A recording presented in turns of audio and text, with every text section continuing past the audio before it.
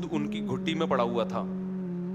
آپ کسی سود خور کو بولو سود چھوڑ دے, وہ کہے گا یار اس سے زیادہ پیسہ کمانے کا آسان اور بہترین طریقہ دنیا میں نہیں ہے. سب سے آسان طریقہ پیسہ کمانے کا سود ہے.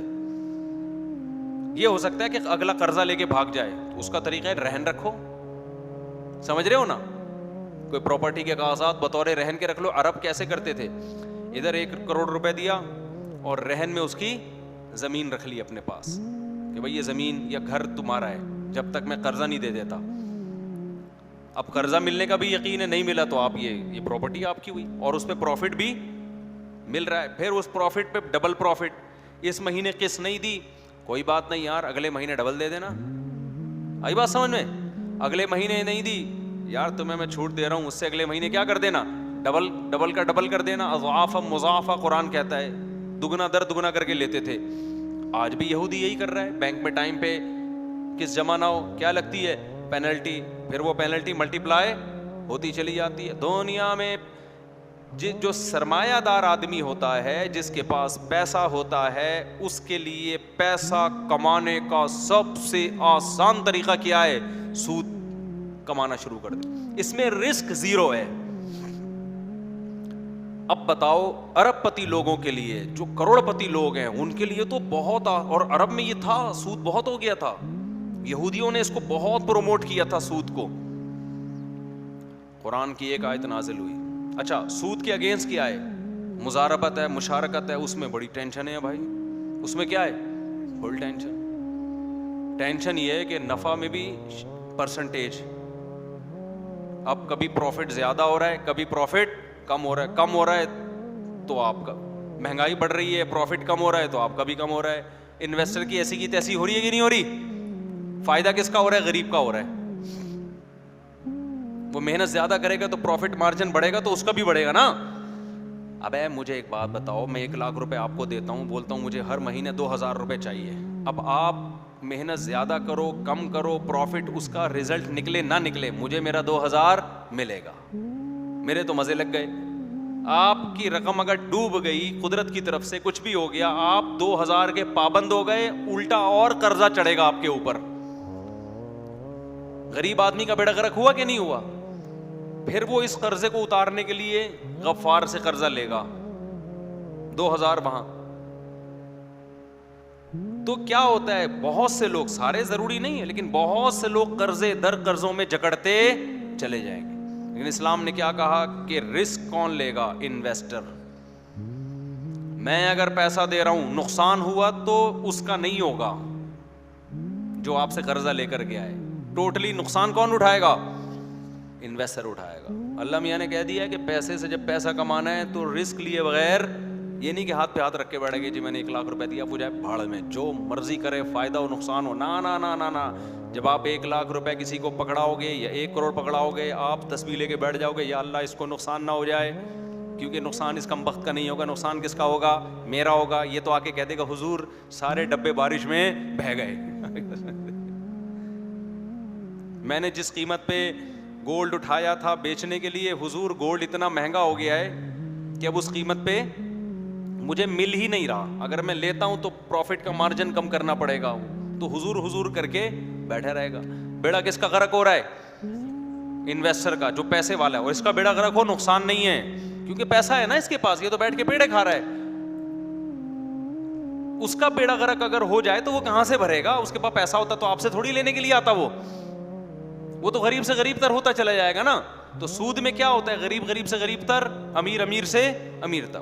اس پر میں بہت ڈیٹیل میں بیان کر چکا ہوں کہ اسلامی نظام معیشت میں کیسے اکانومی جو ہے نا وہ بیلنس رہتی ہے. یہ بھی میرا ٹاپک نہیں ہے, ورنہ اس پر میں 1.5 گھنٹے کا بیان کر چکا ہوں.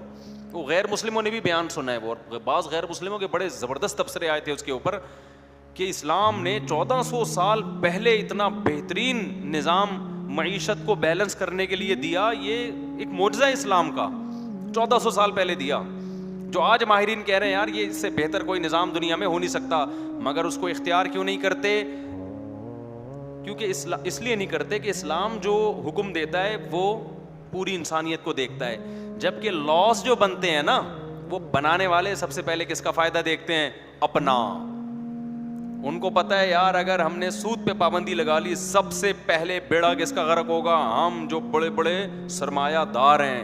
تو کون اپنے خلاف قانون بناتا ہے؟ شراب پہ پابندی لگ گئی, انسانیت کا فائدہ ہے یا نہیں ہے؟ لگتی کیوں نہیں ہے؟ جو لگانے والے اسمبلی میں وہ سارے پی کے آئے ہوتے ہیں, کہیں گے یار ہم نے تو پیے بغیر ہمارا تو اسمبلی کا اجلاس نہیں ہوتا. تو یہ ممکن نہیں ہے نا. اس لیے قانون سازی ہمیشہ کس سے کروانی جائے گی؟ خدا سے, جو انسانوں سے بالا تر ہے, وہ سب کا دیکھتا ہے, چند لوگوں کے مفاد نہیں دیکھتا وہ. تو محمد صلی اللہ علیہ وسلم نے اعلان کر دیا. دیکھو آپ صلی اللہ علیہ وسلم تو بہت اقلیت میں تھے نا, آپ کو کیا ضرورت تھی سود پہ پابندی لگانے کی ہے؟ آپ کو کیا ضرورت تھی شراب پہ پابندی لگانے کی؟ جو باطل آدمی ہوتا ہے, آپ سیاستدانوں میں دیکھ لو, سیاستدان ووٹ لینے کے لیے, اپنے فینس کو بڑھانے کے لیے لوگوں کے مخالف بات کرتے ہیں یا لوگوں کی جو ضرورتیں ہیں ان کو پورا کرنے کے ان سے وعدے کرتے ہیں؟ بتاؤ, وعدے کرتے ہیں نا. کبھی آپ نے ایسا سیاستدان دیکھا جو شرابیوں میں تقریر کر رہا اور کہہ رہا آپ مجھے ووٹ دیں میں سب سے پہلے شراب بند کرواؤں گا؟ اس کو پتا ہے شرابی مجھے ووٹ نہیں دیں گے. تبھی یورپ امریکہ میں جو ووٹ لیے جاتے ہیں اس میں شراب زنا کا ذکر نہیں ہوتا کہ آپ ہمیں ووٹ دیں ہم زنا پہ پابندی لگا دیں گے. گدے گھوڑوں والا کام ہے, لوگ دیں گے ہی نہیں ووٹ. اب تو کیا بات کر رہا ہے یار, سب میری گرل فرینڈ اور میں تو تجھے نہیں دیں گے, لوگ یہ کہیں گے نا. آپ گٹکے والوں میں تقریر کر رہے ہو مجھے ووٹ دو میں گٹکوں پہ پابندی, گٹکے والا کہے گا بھائی تو گٹکا کھا لیتا نا تو ایسی باتیں نہ کر. یہ سب گٹکا نہ کھانے کی وجہ سے ہوتا. ہمارے نبی پوری دنیا کا ویژن آپ کو دیا گیا, پوری دنیا میں اسلام کو غالب کرنا ہے.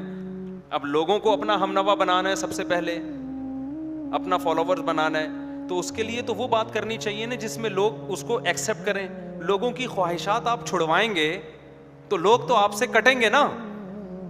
کیا خیال ہے؟ لیکن آپ کیا کہہ رہے ہیں, بھائی میں اللہ کا نبی ہوں شراب چھوڑ دو. تبھی تو مشرکین آ نہیں رہے دین کی طرف. بھائی شراب چھوڑنی پڑے گی, بھائی یہ کیسا دین ہے یار. زنا چھوڑنا پڑے گا, بھائی یہ کیسا دین ہے. سود چھوڑنا پڑے گا, بھائی یہ کیسا دین ہے. بت پرستی چھوڑنی, ساری چیزیں عرب کے اگینسٹ جا رہی ہیں. یہ فرق ہوتا ہے ایک پیغمبر میں اور ایک سیاسی لیڈر میں. آج کل کے بھی موٹیویشنل اسپیکر میں دیکھتا ہوں وہ کبھی وہ بات نہیں کرتے جو ان کی عقل ٹھیک کہہ رہی ہوتی ہے. وہ ٹھیک بھی اسی کو کہتے ہیں جس کو پبلک ٹھیک سمجھتی ہے, اس پہ موٹیویٹ کر رہے ہوتے ہیں. تبھی واہ واہ واہ واہ سبحان اللہ لوگ لگا رہے ہوتے ہیں, انگلش میں سبحان اللہ کہہ رہے ہوتے ہیں, ویری گڈ, زبردست, کلیپنگ ہوتی ہے.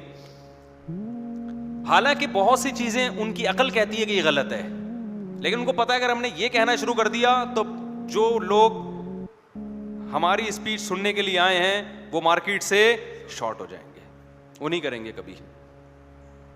بہت سی چیزیں ہیں جو 2 اور 2 4 کی طرح غلط ہیں, مگر آج کے موٹیویشنل اسپیکر ان کو غلط نہیں کہتے. وہ کہتے ہیں اتنا اچھائی کو پروموٹ کرو, اس اچھائی کو پروموٹ کرو جس کو لوگ عملاً اچھا سمجھتے ہوں. سمجھتے ہیں بات کو, جس کو لوگ کیا سمجھتے ہوں, پریکٹیکلی سمجھتے ہوں کہ یہ اچھا ہے. لیکن پیغمبر ان تمام پابندیوں سے